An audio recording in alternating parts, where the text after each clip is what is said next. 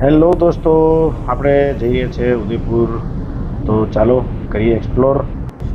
રાજસ્થાનમાં એન્ટર થઈ ચૂક્યા છીએ અને રસ્તાઓ ખૂબ જ સુંદર છે.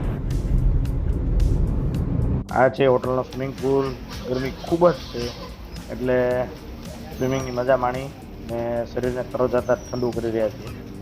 આ અમારો રિસોર્ટ છે, રિસોર્ટ વેલી વ્યૂ, જે બાયપાસ પાસે જ છે. ગઈકાલે આખો દિવસ આરામ કર્યો અને હવે આજે આપણે જઈ રહ્યા છીએ city palace. Har Har Mahadev. City પેલેસનો પાછળનો ભાગ કહી શકાય. એન્ટ્રી ગેટ છે, ગેટ નંબર 2. અહીંયા આગળથી એન્ટ્રી કરીએ તો એક ફાયદો એ થાય છે કે અહીંયા આગળ તો આ રીતની આખી ટોય ટ્રેન ટાઈપની બનાવેલી છે, જેમાં પર પર્સન 50 રૂપીસ, 50 રૂપિયા એન્ટ્રી ટિકિટ છે. એ લઈ અને આપણે મહેલના પાછળના ભાગમાંથી જઈ શકીએ છીએ, જ્યાં આગળ 2 હોટલ્સ આવે છે. લેક પિચોલા થઈને જાય છે. અને મહત્ત્વની વસ્તુ, અત્યારે આ એક લાઈવ ફોર્ટ છે, જેમાં એના રાજા અત્યારે અહીંયા આગળ રહે છે. તો એના મહેલના એકદમ દરવાજેથી જ જાય છે, તો એ પણ એક આપણને લાવો મળી શકે. જો અત્યારે આપણે આ લેક પિચોલાથી પાસ થઈ રહ્યા છે, સામે જે દેખાય છે એ પિચોલા લેક છે, જે સૌથી ફેમસ લેક છે. ઉદયપુર એમ પણ જિલ્લો કી નગરી તરીકે ઓળખાય છે. અહીંયા આગળ બોટિંગ પણ થાય છે. ખૂબ ગરમી છે તો જોઈએ પહેલાં મેઇન એટ્રેક્શન સિટી પેલેસ, જે આખું પેલેસ છે એ ફરી લઈએ. પછી કેવા થાક્યા છે અને ગરમી શું છે એના ઉપર આધાર છે. આ પેલેસની પાછળના ભાગેથી એન્ટર થઈ રહ્યા છે. અહીંયા આગળ 2 હોટલ છે, 5 સ્ટાર હોટલ છે. એમાં એક આ તાજ હોટલ છે અને બીજી હું ભૂલતો ન તો ફતેહ પેલેસ એવું કંઈ નામ છે. તો ચાલો હવે પેલેસ તરફ આગળ વધીએ. ઓલમોસ્ટ સામે દેખાય છે ગેટ આવી ગયો છે.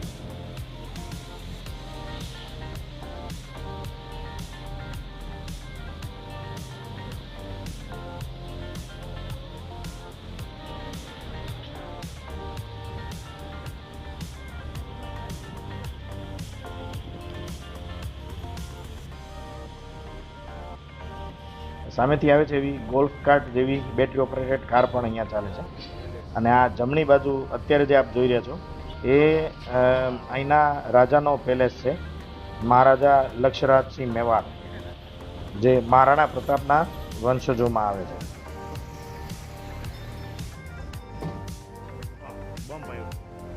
આ મહેલનો પાછળનો ભાગ છે અને આનો ડ્રોપ પોઈન્ટ છે.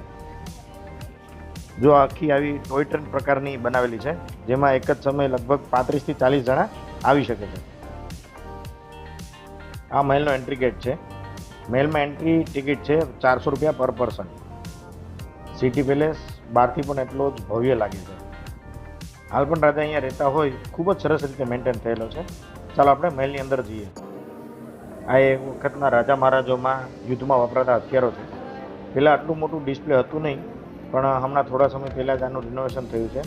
તો હવે ડિસ્પ્લેમાં ખૂબ બધા હથિયારો વગેરે મૂકેલા છે, જેથી કરીને આપણને ઘણું જાણવા મળે, જોવા મળે.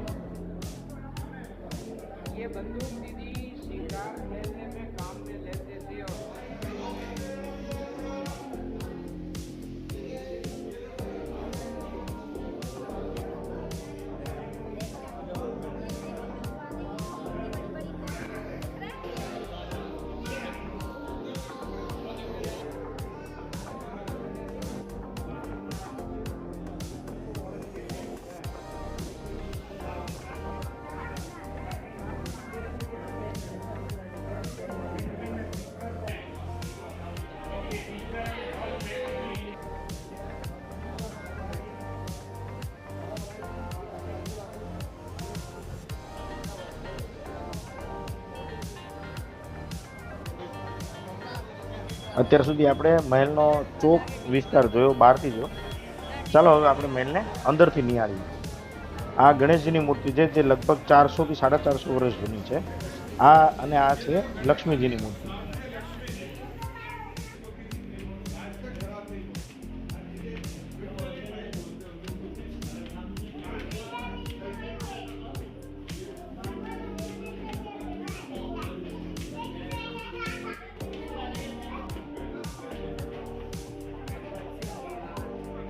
રાજા મહારાજાના વખતમાં જનરલ પબ્લિક માટે અહીંયા આગળ આવતું અને સભા ભરાતી અને ડાબી બાજુ ઉપર રાજા બેસી અને બધું વ્યવસ્થા જોતા. આ આખો એ ચોક છે જે ઉર્દુમાં દીવાને આમ તરીકે ઓળખાય. અહીંયા આગળ રાજ્યાભિષેક વખતે આમાં સોના ચાંદીના સિક્કાઓ રખાતા અને ઉપરથી રાજાઓ એની પ્રજામાં વિતરણ કરતા.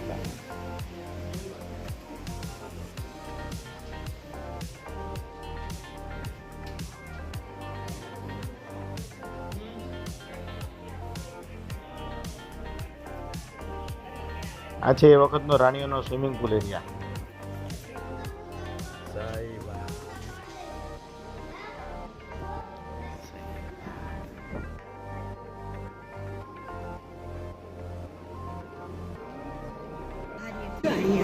હાથીદાંતના દરવાજા છે,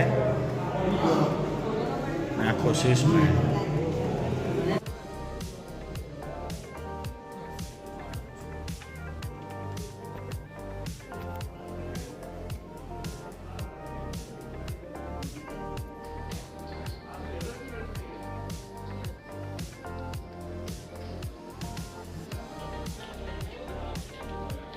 બ્લુટેલ્સ ચાઇનાથી મગાવી હતી અને ગ્લાસીસ બેલ્જિયમથી. આ સિટી પેલેસનો હાઈએસ્ટ પોઈન્ટ છે જ્યાંથી લગભગ આખું જ ઉદયપુર દેખાય છે. સુંદર નજારો.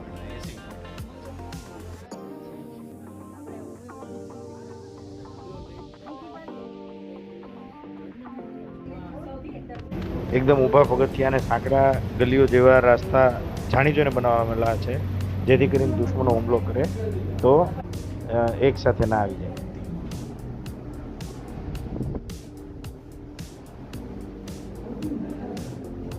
रानी के नाम पे आपका क्या नाम है? जो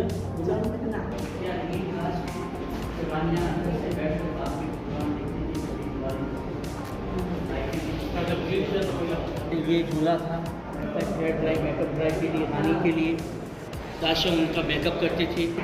और ये सामने देख रहे हैं दोहर कहते हैं, दोहर ये बिछा भी सकते हैं, ओढ़ भी सकते हैं. यहाँ उदयपुर का यहाँ नीचे नृत्य नाच गान संगीत का कार्यक्रम होता था. यहाँ जरूर कैसे रानियाँ देखती थी.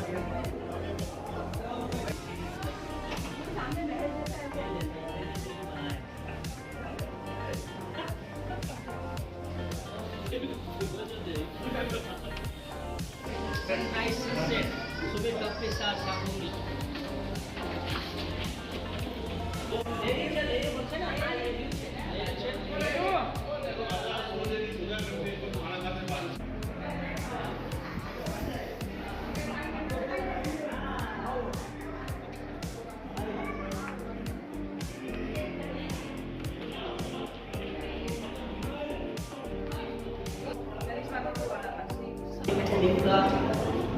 जो ब्रेकफास्ट होने वाला खाना टेम्पररी डाइनिंग एरिया राजा क्वींस पैलेस. छोटे दरवाजे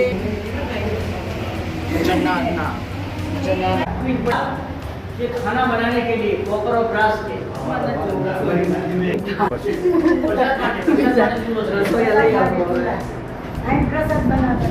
चिमनी विमनी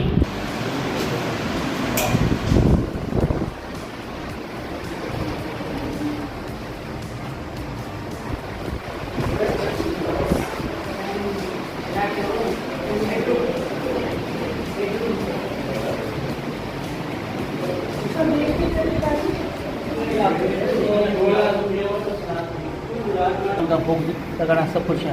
रानी भी बहुत खूबसूरत हुआ करते थे. देखो आपको सामने पेंटिंग लगा हुआ है. ये लक्ष्मी ये लड्डू गोपाल के लिए झूला है. लड्डू गोपाल है. हाँ ये कुछ पेंटिंग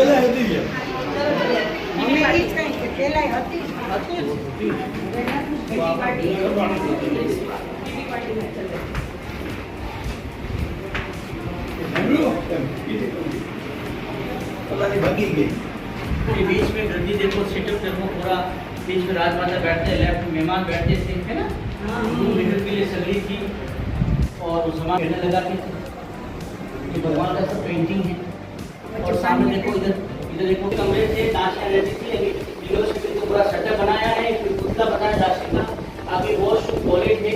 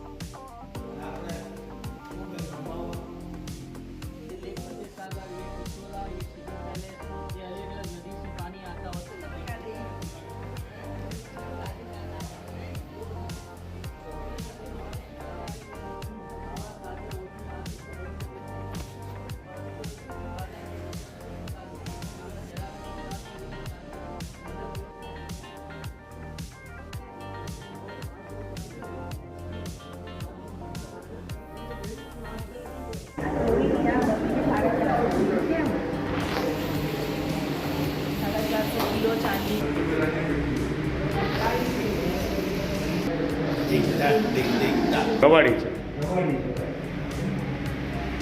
શણગાર છે. હાથીના ઉપરની અંબાડી અને આ હાથીનો શણગાર.